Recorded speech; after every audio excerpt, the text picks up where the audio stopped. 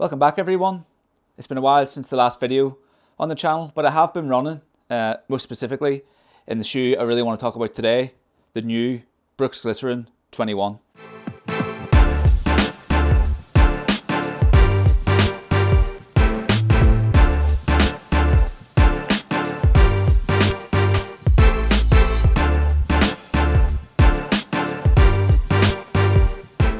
Going back to one of the first videos last year of the ill-fated Road to London series, talking about shoe rotation, I was talking about the Glycerin 20 that came out early last year and how good a shoe that was and how that was going to be the daily workhorse shoe.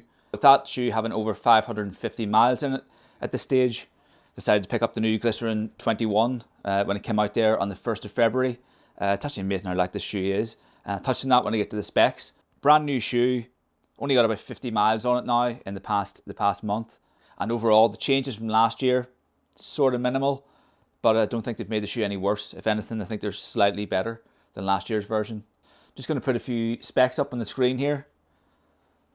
For the weight of the shoe, it's been decreased slightly. And the major change really in the midsole, although the compound and the drop has stayed exactly the same as last year. They've added an extra 2 millimeters both in the forefoot and the heel of the same foam. Somehow also made it lighter. Also kept it really plush in the upper here. Really good heel cushioning. Really good tongue here as well. Pretty good upper. I actually went half a size down on my size from last year and seems to be going quite well so far. The grip on the bottom, although it's changed a little bit, it's sort of separated here where it wasn't last year to make it kind of flex a little bit more. It's not the most flexible shoe in any case. Of course, no plate in it, but yeah, really light shoe. What I've found so far, I've used it for long runs, used it for daily runs, and what I've found is that it's very much like last year's shoe. If you told me it was last year's shoe, I don't know if I could tell the difference. The upper feels very similar, the midsole feels very similar. It's lighter, but it's a minimal amount lighter. I really do like this shoe though. This will be the shoe I do my half marathon and marathon training in, daily runs in this year, soaks up the miles, just a workhorse. I would say the foam here, the nitrogen infused foam they use, is one of the more predictable foams, I suppose, if I'm being kind. It's not exciting, it's not bouncy, it's not anything like that. It's just comfortable.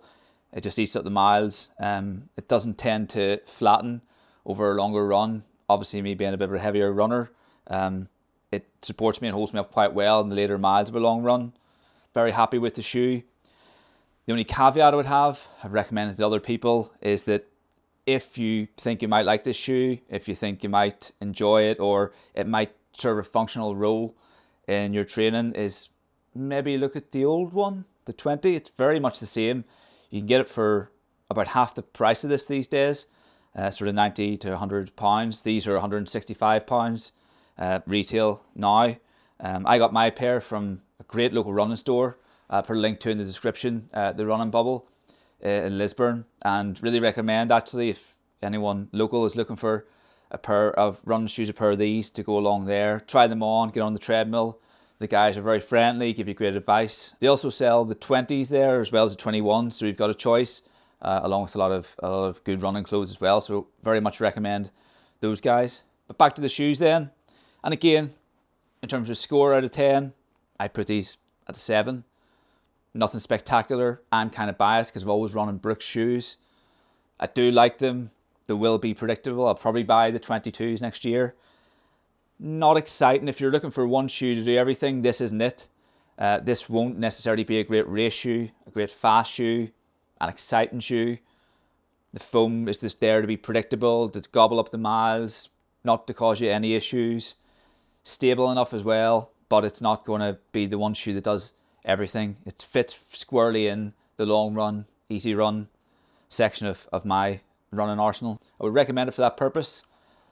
Looking forward to another good, hopefully injury-free year of running with these guys. Thanks everyone for watching. Catch up again soon.